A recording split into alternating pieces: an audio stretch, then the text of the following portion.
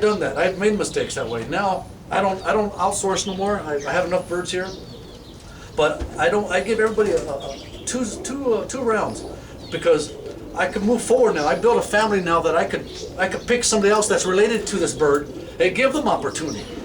But that bird that goes into the stock back to the kid box, I give them opportunity to live here and give them a chance to perform again. But that's what I do. I do cull for my stock law. I want to talk about line breeding and inbreeding. Back in 2002, I started line breeding around the knockout hen. I used multiple cockbirds from the Richard Luna stock on her, and I air tested her offspring. Some of these offspring I shouldn't air tested because I knew I lost some of them because you just want to fly them and see the performance.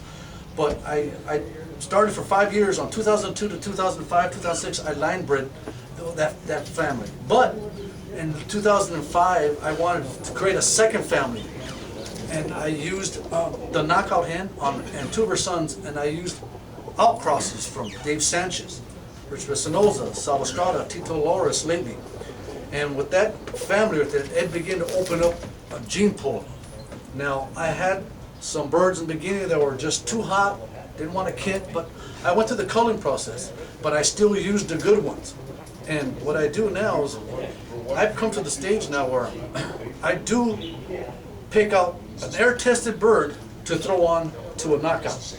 And I do have those two subfamilies, but my two main families, but my subfamily I'm very proud of because their homing instinct, their kitting abilities, their performance, it's all coming together. Their manifestation, the way they think is one. But I basically really believe that's what's been my success is that subfamily I started. Just when I start circling around, I start getting better quality, better kit performances, and just basic fun performances. These birds just love to perform, but it's because I opened that gene pool up. The biggest mistake people think is if you keep a family pure, jammed, it works. No, you get seldom rollers, long time flyers, birds basically that just, you breed the roll out of them that way. You might get one or two that are lucky, but for me, I open that gene pool up. I'd circle the wagons on that other subfamily because it opens up. So I want to just clarify a myth that jamming birds like this, basically, you're not going to get the performances that I prefer. I prefer birds to spin, to roll in your backyard and have fun. So there's no secret on my part. The appreciate is opening that family up, and it's been tremendous success. I want to talk about something that's really critical for myself and for the hobby, for the young guys out there. Mentorship is very important. If you could find someone that's like a mentor, I was very blessed to have 3 mentors, and I have a 4th one now. But my first mentor was, I have to say, it was Dave Sanchez. He has so much knowledge of the hobby, his wisdom, all the years he's been into it, 40 plus years. But what I learned from him, something that was very critical, is air test your pigeons. Air test them, fly them. And it came to the point when I used Dave as a reference, he flies older teams. In the beginning, I couldn't fly older teams. I was flying younger teams. Now I'm at the stage where I'm flying 2-year-olds, yearlings, and a little bit older. But he has taught me what it means to air test your pigeons and his honesty. My other mentor I want to bring up is Richard Luna.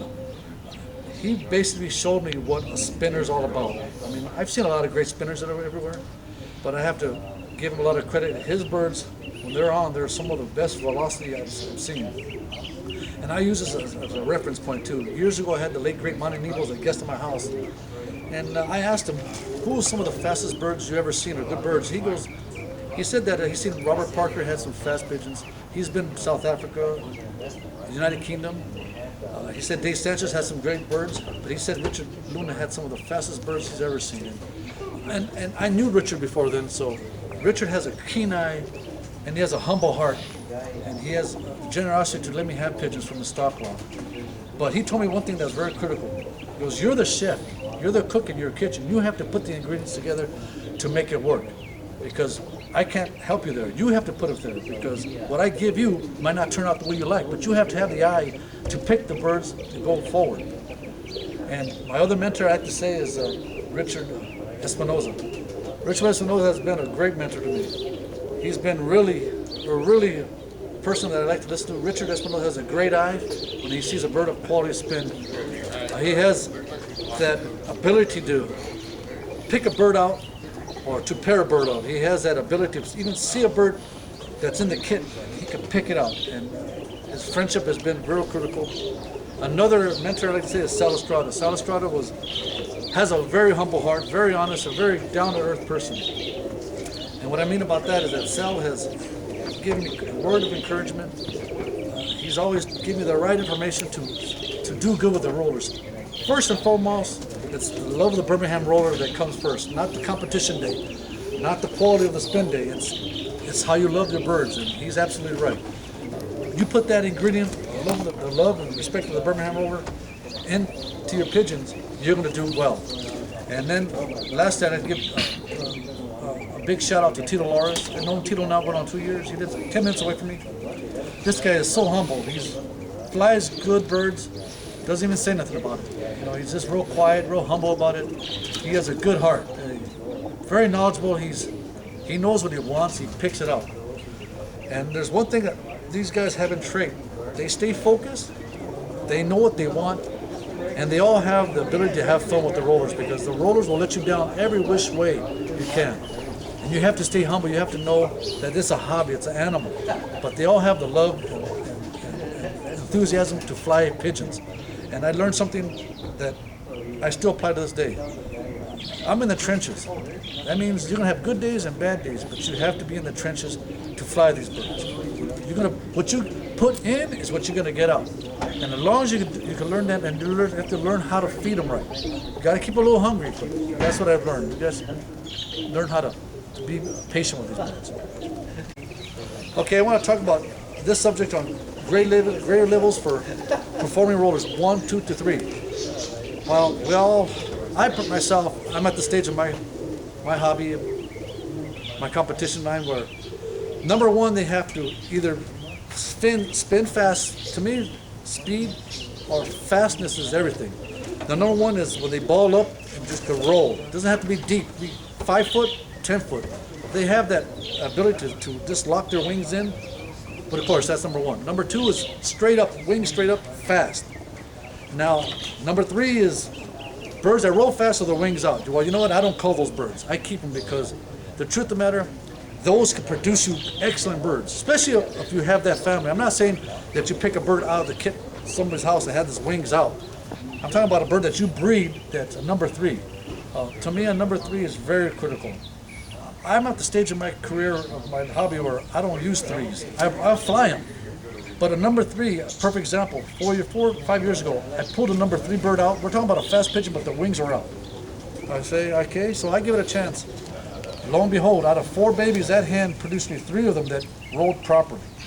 2 got eaten, 1 I kept, but I saw it there. So, yes, to that question, would I use a number 3 bird? Yes, I would. Especially if you created that family, you know who to throw that bird in. A number 3 bird is very critical for my family of birds. Okay, close it up, Richard. We're done. Okay. Can I say thank you to you? Yeah, go ahead. Hey, Johnny, I want to say thank you very much, Johnny Reyes, for coming down here and giving me an opportunity to show you my pigeons. It's been an honor. I want to say thank you so much. I hope this is a good learning tool for everybody out there, especially for you, Johnny. I want to say thank you again for coming down to my house and sharing this with me. I feel really humbled and honored. Thank you.